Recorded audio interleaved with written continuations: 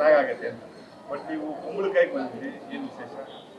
ಸ್ವಲ್ಪ ಡಿಫ್ರೆಂಟಾಗಿ ಮಾಡೋಣ ಸ್ವಲ್ಪ ಡಿಫ್ರೆಂಟಾಗಿ ಮಾಡೋಣ. ಎಲ್ಲ ಮುಹೂರ್ತ ಮಾಡಿದ್ದಾರೆ, ನಾವು ಶೂಟಿಂಗ್ ಎಲ್ಲ ಮುಗಿದ ಮೇಲೆ ದೇವರ ಆಶೀರ್ವಾದ ತೊಗೊಂಡು ಇನ್ನು ಪ್ರಮೋಷನಿಂದ ನೀಟಾಗಿ ಇನ್ನೂ ಚೆನ್ನಾಗಾಗಲಿ ಅಂತ. ಅದೊಂಥರ ಇನ್ನೊಂದು ಪ್ರೋಸೆಸ್ ಅಲ್ವಾ? ಅದು ಒಂದು ವರ್ಷ ಸಿನಿಮಾ ಮಾಡಿದೆ. ಯಾವ ಹಂತಕ್ಕೆ ಬಂತು? ಎಷ್ಟು ದಿನ ಶೂಟಿಂಗ್ ಮಾಡಿದ್ರಿ? ಏನ್ ಕತೆ? ಇವತ್ತು ಕುಂಬಳಕಾಯಿ ಮಾತ್ರ 63 ಡೇಸ್ ಶೂಟ್ ಆಗಿದೆ ಇಲ್ಲಿವರೆಗೂ. ಬನ್ನಿ ಅದು ಯಾ ಬನ್ನಿ ಯಾ 63 ಡೇಸು ಶೂಟ್ ಆಗಿದೆ. ಬ್ಯಾಂಗ್ಳೂರಲ್ಲಿ ಒಂದಷ್ಟು ಕಡೆ ಸೆಟ್ ಹಾಕಿದ್ವಿ. ದೆನ್ ಮೈಸೂರಲ್ಲಿ ಲಾಸ್ಟ್ ಶೆಡ್ಯೂಲ್ ಮುಗಿಸಿದ್ವಿ. ಲಾಸ್ಟ್ ಪ್ರೆಸ್ ಮೀಟಲ್ಲಿ ಹೇಳಿದಾಗಲೇ ಒಂದು 7 to 8 ಡೇಸ್ ಮೇಜರ್ ಪೋರ್ಷನ್ ಒಂದು ಪೆಂಡಿಂಗ್ ಇತ್ತು. ಅದಕ್ಕೋಸ್ಕರ ಮೈಸೂರಲ್ಲಿ ಸೆಟ್ ಹಾಕಿ ತುಂಬ ಅದ್ದೂರಿಯಾಗಿ ಶೂಟ್ ಮಾಡಿದ್ವಿ. ಕಿಶೋರ್ ಸರ್ ಆಗಿರ್ಬೋದು, ರಮೇಶೇಂದ್ರ ಅವರಾಗಿರ್ಬೋದು, ಮಿತ್ರ ಅವರಾಗಿರ್ಬೋದು, ಎಲ್ಲರೂ ತುಂಬ ಚೆನ್ನಾಗಿ ಆ ಕ್ಲೈಮ್ಯಾಕ್ಸನ್ನು ಸಕ್ಕತ್ತಾಗಿ ಮಾಡಿಕೊಟ್ರು. ತುಂಬ ಖುಷಿ ಇದೆ ಇಡೀ ಟೀಮ್ಗೆ. 63 ಡೇಸ್ ವೆರಿ ಗುಡ್ ಎಕ್ಸ್ಪೀರಿಯನ್ಸ್. ತುಂಬ ಆನೆಸ್ಟಾಗಿ ಕಷ್ಟಪಟ್ಟು ಕೆಲಸ ಮಾಡಿದ್ದಕ್ಕೆ ಒಂದು ಸಾರ್ಥಕ ಅನ್ನಿಸ್ತು. ಅದಕ್ಕೆ ನಾವೆಲ್ಲ ಸಿನಿಮಾ ಮುಗಿಸಿ ಪ್ರಮೋಷನ್ ಮಾಡೋಣ ಅಂದ್ವಿ. ದೆನ್ ಇಲ್ಲಿಗೆ ಅಂತ ಬಂದರೆ ತುಂಬ ಪಾಸಿಟಿವ್ ಪ್ಲೇಸ್ ಇದು. ದೆನ್ ಸಿನಿಮಾದವ್ರಿಗೆ ನಿಮಗೆ ಗೊತ್ತಿರ್ಬೋದು, ಇಲ್ಲಿ ಮಾಡಿರೋ ಸಿನಿಮಾ ಅಷ್ಟಕ್ಕಷ್ಟು ಹಿಟ್ಟಾಗಿದೆ, ತುಂಬ ಚೆನ್ನಾಗಾಗತ್ತೆ. ಅಂದರೆ ಯಾವುದೇ ಅಡೆತಡೆಗಳಿಲ್ಲದೆ ಸಿನಿಮಾಗಳು ರಿಲೀಸ್ ಆಗುತ್ತೆ ಅಂತ ನಮ್ಮ ನಂಬಿಕೆ. ಸೊ ಆ ರೀಸನ್ಗೋಸ್ಕರನೇ ಇಲ್ಲಿಂದನೇ ಇವತ್ತು ಅಫಿಷಿಯಲಾಗಿ ಪ್ರೆಸ್ ಮೀಟ್ಗಳು ಮತ್ತು ಪ್ರಮೋಷನ್ಗಳು. 63 ದಿನ ಅಲ್ಲಿ ಲೆಕ್ಕಾಚಾರ ಇಟ್ಕೊಂಡಿದ್ದೆ ಹೆಂಗೆ ಅಂತ? ಅದು ಆಗಿರೋದಂಗೆ ನಾವು ಒಂದಿನ ಹಿಂದೆ ಮುಂದೆ ಇದ್ದೇ ಇರುತ್ತೆ ಶೂಟಿಂಗಲ್ಲಿ. ಒಂದೊಂದು ಸತಿ ವೆದರ್ ಇಶ್ಯೂನೋ ಇನ್ನೊಂದು ಬೇರೆ ಏನು ಇಶ್ಯೂಸು, ನಮಗೆ 63 ಕೂಡ್ಬೋದಿದೆ, ಅದು 9 ಒಳ್ಳೇದು ಅನ್ನೋ ಥರ ಆ ರೀತಿ. ಅಂದರೆ ತುಂಬ ಸೆಟ್ಗಳು ಹಾಕಿದ್ವಿ, ವೆದರ್ ಸಪೋರ್ಟ್ ಮಾಡಲಿಲ್ಲ. ಒಂದು 3 to 4 ಡೇಸ್ ಎಕ್ಸ್ಟ್ರಾ ಆಯಿತು ಅಷ್ಟೇ. ಅನ್ನೋದು ಬಿಟ್ಟರೆ ಪ್ರಾಪರಾಗಿ ನಾವು ಅಂದ್ಕೊಂಡಾಗೆ ಮಾಡಿದ್ವಿ. ಶೂಟಿಂಗ್ ಮಾತ್ರ ಇದೆಯಾ ಅಥವಾ ರಶಸ್ನ ಎಡಿಟ್ ಮಾಡೋದು ಆ ಲೆವೆಲಲ್ಲಿ ಬಂದಿದೆ ಹೇಗೆ? ಖಂಡಿತವಾಗ್ಲೂ ಪ್ಯಾರಲರ್ ಆಗಿ ಎಲ್ಲ ಒಟ್ಟಿಗೆ ಮಾಡಿದ್ವಿ. ಎಡಿಟಿಂಗ್ ಕೂಡ ಆಯಿತು. ಕೆಲವೊಂದು ಡಬ್ಬಿಂಗ್ ಹಂತಕ್ಕೂ ಹೋಗಿದೆ.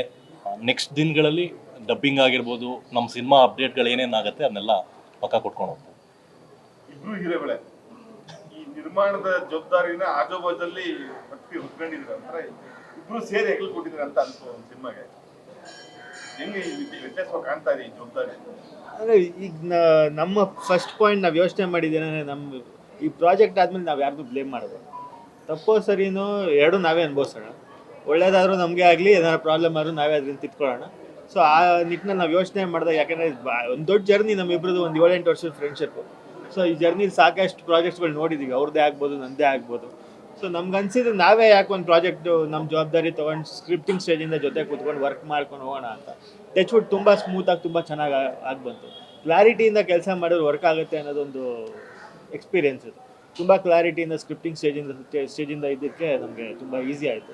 ಆಮೇಲೆ ಏನು ಬೇಕು ಏನು ಬೇಡ ಪ್ರಾಜೆಕ್ಟ್ಗೆ ಇಲ್ಲಿ ಏನು ಎಕ್ಸ್ಟ್ರಾ ಅಲ್ಲ, ಕಂಟೆಂಟ್ ಒಂದೇ ನಮಗೆ ಮೇನ್ ಅಂತ ನಾವು ಫಸ್ಟ್ ಡೇ ಒನ್ನಿಂದ ಕ್ಲಾರಿಟಿಯಿಂದ ಹೋಗಿರೋದ್ರಿಂದ ಅದರಿಂದ ಅದೇ ರೀತಿ ವರ್ಕ್ ಮಾಡಿದ್ವಿ. ಆಕ್ಟಿಂಗ್ ಮಾಡೋದಕ್ಕೆ, ಡೈರೆಕ್ಷನ್ ಮಾಡೋದಕ್ಕೆ, ಇನ್ನೇನೋ ಬರೆಯೋದಕ್ಕೆ, ಓದೋದಕ್ಕೆ ಕೆಲವೊಂದು ಸ್ಫೂರ್ತಿ, ನಿರ್ಮಾಣ ಮಾಡೋದಕ್ಕೆ ಯಾವ್ದಾರ ಸಂಸ್ಥೆಯಿಂದ ಸ್ಫೂರ್ತಿ ಇದೆಯಾ? ನಮ್ಮ ಬ್ಯಾಡ್ ಎಕ್ಸ್ಪೀರಿಯನ್ಸ್ಗಳೇ ಸ್ಫೂರ್ತಿ. ಅಂದರೆ ಕೆಲವೊಂದು ಸರಿ ಅನ್ಸೋದಲ್ಲ ನಮಗೂ ಆರ್ಟಿಸ್ಟ್ ಆದಾಗ, ಇಲ್ಲಿ ಒಂದು ಸ್ವಲ್ಪ ನಾವು ನಿಂತಿದ್ದಿದ್ರೆ ಚೆನ್ನಾಗಾಗ್ತಿತ್ತು ಅಂತ. ಸೊ ಅದೆಲ್ಲ ಎಕ್ಸ್ಪೀರಿಯನ್ಸ್ಗಳು ತೊಗೊಂಡು ಈ ಸಿನಿಮಾದಲ್ಲಿ ಅದು ಯಾವುದೂ ಆಗಕ್ಕೆ ಬಿಟ್ಟಿಲ್ಲ. ಆ ಟೈಮಲ್ಲಿ ತುಂಬ ಯೋಚನೆ ಮಾಡಿದ್ದೀರಾ? ತುಂಬ ಯೋಚನೆ ಮಾಡಿದ್ದೀವಿ, ಸಿಕ್ಕಾಪಟ್ಟೆ ಯೋಚನೆ ಮಾಡಿದ್ದೀವಿ. ಪ್ರೊಡಕ್ಷನ್ ಮಾಡೋದು ತುಂಬ ದೊಡ್ಡ ವಿಚಾರ, ಸ್ವಲ್ಪ ನಾಲೆಡ್ಜ್ ಇಟ್ಕೊಂಡು ಮಾಡೋದು ಅದಕ್ಕಿಂತ ದೊಡ್ಡ ವಿಚಾರ. ಸೊ ನಾಲೆಡ್ಜ್ ಇಟ್ಕೊಂಡು ಒಂದು ಈಕ್ವಲ್ ಮೈಂಡ್ ಆಗಿರುವಂಥ ಎಲ್ಲ ಪ್ರತಿಯೊಬ್ಬರು ಫ್ರೆಂಡ್ಸ್ಗಳು ಸೇರಿ ಮಾಡಿರೋದ್ರಿಂದ ಇಲ್ಲಿ ಯಾವುದು ಲೂಪ್ ಹೋಲ್ಸ್ ಇಲ್ಲದೆ ಸಿನಿಮಾ ಕತೆ ಬಿಟ್ಟು ಬೇರೆ ಯಾವುದನ್ನು ಎಕ್ಸ್ಟ್ರಾ ಮಾಡೋಕ್ಕೆ ಹೋಗಿಲ್ಲ. ನಾವು ಕತೆಗೆ ಏನು ಬೇಕೋ ಅದನ್ನು ಮಾತ್ರ ಮಾಡಿದ್ದೀವಿ. ಡೈರೆಕ್ಟರ್ ಏನು ನಮ್ಗೆ ಹೇಳಿದ್ರು ಅದನ್ನು ಮಾತ್ರ ನಾವು ಸಿನಿಮಾ ಮಾಡಿದ್ದೀವಿ. ಸೊ ತುಂಬ ಖುಷಿ ಇದೆ ಇಡೀ ತಂಡಕ್ಕೆ. ಕಮಲಾದೇವಿಯ ದರ್ಶನ ಯಾವಾಗ ಆಗುತ್ತೆ? ಇದೇ ವರ್ಷ ಎಲ್ಲ ಅನ್ಕೊಂಡಂಗಾದರೆ 2-3 ತಿಂಗಳು ಸದ್ಯದಲ್ಲೇ ಬಂದ್ಬಿಡ್ತೀವಿ. ಬರ್ತೀವಿ. ದಸರಾ, ದೀಪಾವಳಿ ಈ ಥರದೆಲ್ಲ ಯೋಚನೆ ಇದೆಯಾ? ಇಂಥ ದಿನ ಅಂತ ಪರ್ಟಿಕ್ಯುಲರ್ ಆಗಿಲ್ಲ.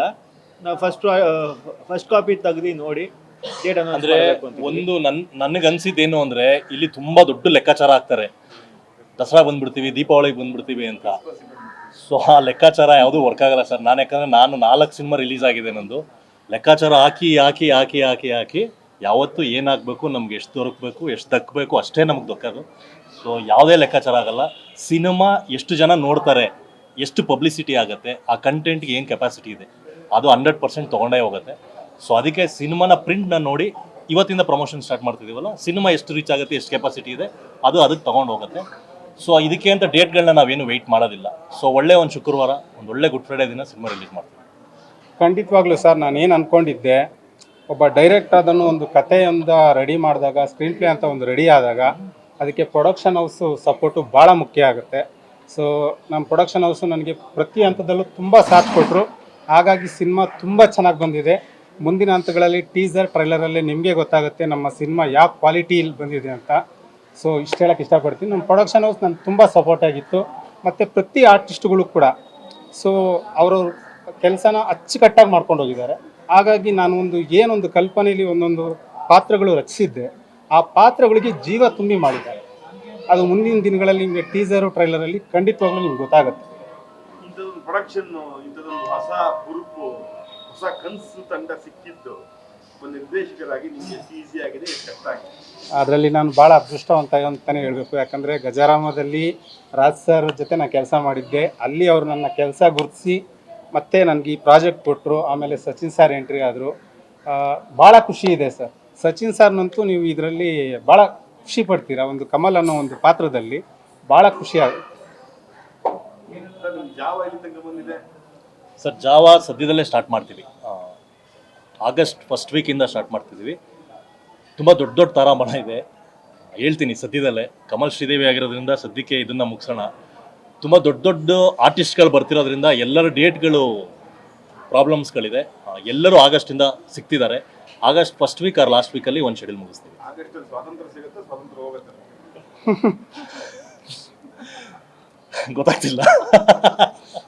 ಬಟ್ ಇನ್ನೊಂದು ಏನು ಹೇಳ್ಬೇಕಂದ್ರೆ ಸರ್, ರಾಜ್ ಸರ್ ಆ ಕಡೆನೂ ಬ್ಯಾಲೆನ್ಸ್ ಮಾಡಿಕೊಂಡು ನಮ್ಮ ಸಿನಿಮಾನೂ ಬ್ಯಾಲೆನ್ಸ್ ಮಾಡಿಕೊಂಡು, ಬಟ್ ತುಂಬ ಗ್ರೇಟ್. ಯಾಕಂದರೆ ಒಂದು ಪ್ರೊಡಕ್ಷನ್ ಹೌಸ್ ಅಷ್ಟು ಹ್ಯಾಂಡ್ಲ್ ಮಾಡೋದು ಅಷ್ಟು ಸುಲಭ ಹೇಳ್ತಿರೋದು, ಅದಕ್ಕೆ ಗೊತ್ತಾಗ್ತಿಲ್ಲ. ಸ್ವತಂತ್ರ ಆರ್ಟಿಸ್ಟ್ ಆಗಿ ಸ್ವತಂತ್ರ ಸಿಗ್ತಾ ಇದೆ, ಪ್ರೊಡಕ್ಷನ್ ಸೈಜಿಂದ ಸ್ವತಂತ್ರ ಹೋಗ್ತಾ ಇದೆ. ಒಂದು ದಿನನೂ ಒಂದು ಶೂಟಿಂಗ್ ಪ್ರಾಬ್ಲಮ್ ಆಗ್ದಂಗೆ ನೋಡಿಕೊಂಡ್ರು ರಾಜ್ ಸರ್ ಆಗಿರ್ಬೋದು, ನಮ್ಮ ಪ್ರವೀಣ್ ಸರ್ ಆಗಿರ್ಬೋದು. ಸೊ ನಾವೇನು ಅಂದ್ಕೊಂಡ್ವಿ ಆ ನಂಬರ್ ಆಫ್ ಡೇಸ್ ಕರೆಕ್ಟಾಗಿ ಬಂದು ಕುತ್ಕೋತು. ಯಾಕಂದರೆ ಈ ಶೂಟಿಂಗ್ ಅಂದರೆ ಮಾಮೂಲಿ ಪ್ರಾಬ್ಲಮ್ಸ್ ಇದ್ದೇ ಇರುತ್ತೆ. ಅವ್ರು ಬಂದಿಲ್ಲ, ಅದು ಬಂದಿಲ್ಲ, ಟೆಕ್ನಿಕಲ್ ಇಶ್ಯೂ ಇದ್ದೇ ಇರುತ್ತೆ. ಒಂದು ದಿನನೂ ಸೆಟ್ಟಲ್ಲಿ ಆ ಥರ ಪ್ರಾಬ್ಲಮ್ ಆಗ್ದಂಗೆ ಪ್ರವೀಣ್ ಸಾರು, ರಾಜ್ ಸರ್ ನೋಡಿಕೊಂಡ್ರು. ಹಾಗಾಗಿ ಸಿನಿಮಾ ನೀಟಾಗಿ ಕೂಡಿ ಬಂತೆಲ್ಲ ನೀಟಾಗಿ.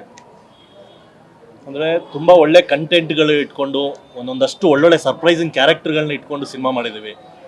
ನಿಮಗೆ ಟ್ರೈಲರು ಟೀಸರಲ್ಲಿ ಯಾರ್ಯಾರು ಯಾವ್ಯಾವ ಕ್ಯಾರೆಕ್ಟರ್ ಮಾಡಿದ್ದಾರೆ, ಏನೇನು ಸರ್ಪ್ರೈಸಿಂಗ್ ಆಗಿದೆ. ಒಂದೇ ಅಕ್ಷಿತಾ ಅಲ್ಲ, ಅದು ಅಕ್ಷಿತಾ ಬುಪಾಯ ಅಂತ ಒಂದು ಹುಡುಗಿ ಮಾಡಿದ್ದಾರೆ. ತುಂಬ ಸರ್ಪ್ರೈಸಿಂಗ್ ಕ್ಯಾರೆಕ್ಟರ್ ಮಾಡಿದ್ದಾರೆ. ಆ್ಯಂಡ್ ಮಿತ್ರಾ ಅವ್ರ ಕ್ಯಾರೆಕ್ಟರ್ ಆಗಿರ್ಬೋದು, ಉಮೇಶ್ ಅಣ್ಣನ ಕ್ಯಾರೆಕ್ಟರ್ ಆಗಿರ್ಬೋದು. ಆ್ಯಂಡ್ ತುಂಬ ಸರ್ಪ್ರೈಸ್ ಆಗೋದು ನಿಮಗೆ ರಮೇಶ್ ಚಂದ್ರ ಅವ್ರ ಕ್ಯಾರೆಕ್ಟರು ಎಕ್ಸ್ಟ್ರಾಡಿನರಿಯಾಗಿ ಮಾಡಿದ್ದಾರೆ. ಪ್ರತಿ ನೆಕ್ಸ್ಟ್ ಹಂತಗಳಲ್ಲಿ ಒಂದೊಂದೇ ಕ್ಯಾರೆಕ್ಟರ್ಗಳನ್ನ ಬಿಟ್ಕೊಂಡು ಈ ಸರಿ ಒಂದು 2 ಟೀಸರ್ ಬಿಡಬೇಕು ಅಂತ ಇದ್ದೀವಿ ನಾವು. ದೆನ್ ಒಂದು ಟ್ರೈಲರ್ನ ಬೇರೆ ಥರ ಪ್ಲ್ಯಾನ್ ಮಾಡಿದ್ದೀವಿ. ಪಬ್ಲಿಸಿಟಿ ಐಡಿಯಾನೇ ಬೇರೆ ಥರ ಪ್ಲ್ಯಾನ್ ಮಾಡ್ಕೊಂಡು ಸಿನಿಮಾ ಮಾಡ್ತಾ ಇದ್ದೀವಿ. Thank you so much. ಎಲ್ಲರಿಗೂ ತಿಂಡಿ ಇದೆ, ಎಲ್ಲರೂ ಟಿಫನ್ ಮಾಡಿಕೊಡು, ಎಲ್ಲ ಜೊತೆಲಿ ಒಟ್ಟಿಗೆ ಮಾಡೋಣ ಪ್ಲೀಸ್. Thank you. ಸಂದೀಪ ಬನ್ನಿ ಫ್ರೆಂಡ್ಸ್ ಸರ್, ಬನ್ನಿ ಫ್ರೆಂಡ್ಸ್ ಸರ್, ನಿಂತ್ಕೊಂಡ್ಬಿಡೋಣ. ಸುರೇಶ್ ಅವ್ರು ನಿಂತಿರ್ತಾರ. ಸುರೇಶ್ ಬನ್ನಿ, ಕರೀರಿ ಸರ್, ಅವ್ನು ಬರೋಲ್ಲ. ಸಂದೀಪ ಇಲ್ಲ, ಸಂದೀಪ ಇಲ್ಲ. ವಾಯ್ಸ್ ಕ್ಯಾಪ್ಚರ್ ಆಗುತ್ತೆ ಇವರು ಮಾತಾಡಿದ್ರೆ. ಸೊ ತುಂಬ ಕ್ರೂಯಲ್ ಆಗಿ ಮಾಡಿದ್ದಾರೆ. ಸಿನಿಮಾದ ಹೈಲೈಟ್ ಆಗತ್ತೆ ಇವರು ಆ ಒಂದು ಸೀನು. ಮಾತಾಡಿ. Thank you. ಈ ಥರ ನೀವು ನಮ್ಮ ಸಿನಿಮಾಗೆ ಸಪೋರ್ಟ್ ಮಾಡ್ತಾ ಇರೋದು. ಆರ್ಟಿಸ್ಟ್ ಆಗಿ 3 ದಿನ ತುಂಬ ಇಂಪಾರ್ಟೆಂಟ್ ನಮ್ಗೆ ಇವಾಗಲೂ. ಒಂದು ಸಿನಿಮಾ ಶುರು ಆಗೋದು, ಸಿನಿಮಾ ಮುಗಿಯೋದು ಮತ್ತು ರಿಲೀಸ್ ಆಗೋದು. ಎರಡನೇ ಹಂತದಲ್ಲಿದ್ದೀವಿ. 3ನೇ ಹಂತನೂ ತುಂಬ ಬೇಗ ಬರುತ್ತೆ. And thank you for the support. ಹೀಗೆ ಸಪೋರ್ಟ್ ಮಾಡ್ತಾ ಇರಿ. ಆ್ಯಂಡ್ ಈ ಪಾತ್ರನೂ ತುಂಬ ಇಂಟ್ರೆಸ್ಟಿಂಗ್ ಆಗಿತ್ತು. ಇದು ಗ್ರೇನೂ ಅಲ್ಲ, ಇದು ಕಂಪ್ಲೀಟ್ ಡಾರ್ಕ್ ಪಾತ್ರವಾಗಿ ಮಾಡಿಸ್ಕೊಂಡಿದ್ರು. ಸೊ ತುಂಬ ಇಂಟ್ರೆಸ್ಟಿಂಗ್ ಆಗಿ ಬಂದಿದೆ. ಸಾರ್ ಹೇಳ್ದಂಗೆ ಅದನ್ನು ನೋಡಿದಾಗ ನೀವು ಬೈತೀರೇನೋ ಗೊತ್ತಿಲ್ಲ ನಮಗೆ. Thank you for support. ಯಾವಾಗಲೂ ಹಾಗೆ ಸಪೋರ್ಟ್ ಮಾಡ್ತಾರೆ. Thank you. ಸೊ ನನ್ನ ಹೆಸರು ಕಾರ್ತಿಕ್ ಶೇಖರ್ ಅಂತ. ಸೊ ಈ ಮೂವಿ ಕ್ಯಾರೆಕ್ಟರ್ನ ಬ್ರದರ್ ಹೇಳಿದಾಗ್ಲೇ, ಸೊ ನೀವು ಹೆಂಗೆ ಹೇಳಿದ್ರೆ ಹಂಗೆ ಬ್ರದರ್ ಅಂತಂದರೆ, ಸೊ ಆದರೆ ಅವ್ರು ಹೇಳಿದಾಗೇ ನಾನು ಮಾಡಿರೋಂಥ ಕ್ಯಾರೆಕ್ಟ್ರು ಮೂವಿಲಿ ನೋಡಿದ್ರೆ, ಸೊ ಪ್ರತಿಯೊಬ್ಬರು ಏನು ನೋಡಪ್ಪ ಇವರು ಇಷ್ಟು ಸಾಫ್ಟ್ ಆಗಿದ್ದಾರೆ ಮೂವಿಯಲ್ಲಿ. ಸೊ ನಾವು ಮಾಡಿರೋಂಥ ಕ್ಯಾರೆಕ್ಟರ್ನ ರಿಯಲ್ ಮೂವಿ ರಿಲೀಸ್ ಆದಮೇಲೆ ನೋಡಿದ್ರೆ, ಓ ಇವ್ರು ಹಿಂಗೆ ಇರ್ಬೋದೇನೋ, ಇಷ್ಟೊಂದು ಕ್ರೂರಲ್ಲ ಅಂದ್ಕೊತಾರೆ. ಸೊ ಆದರೆ ಆ ಥರ ಇರಲ್ಲ. ಸೊ ಪ್ರತಿಯೊಬ್ಬರು ಇಷ್ಟೊಂದು ಸಪೋರ್ಟ್ ಮಾಡಿ ಲಾಸ್ಟ್ ಟೈಮೂ ಬಂದಿದ್ದು ಈಗ second time. So thank you so much ಎಲ್ಲರಿಗೂ. ತುಂಬ ಚೆನ್ನಾಗಿ ಬರೆದಿದ್ದಾರೆ ಸರ್, ಎಲ್ಲರಿಗೂ ಭಾಳ ಇಷ್ಟ ಆಗಿದೆ ಡೈಲಾಗು. ಪ್ರತಿಯೊಬ್ಬರು ಆರ್ಟಿಸ್ಟು ಎಂಜಾಯ್ ಮಾಡಿಕೊಂಡು ಶೂಟಿಂಗ್ ಮಾಡಿದ್ದಾರೆ. ಥ್ಯಾಂಕ್ ಯು ಸುರೇಶ್, ಚೆನ್ನಾಗಿ ಬರ್ಕೊಂಡಿದ್ದೀರಾ. ಮಾತಾಡೋ ಮಾತಾಡೋಕ್ಕೋಸ್ಕರ ನಾಚಿಕೆ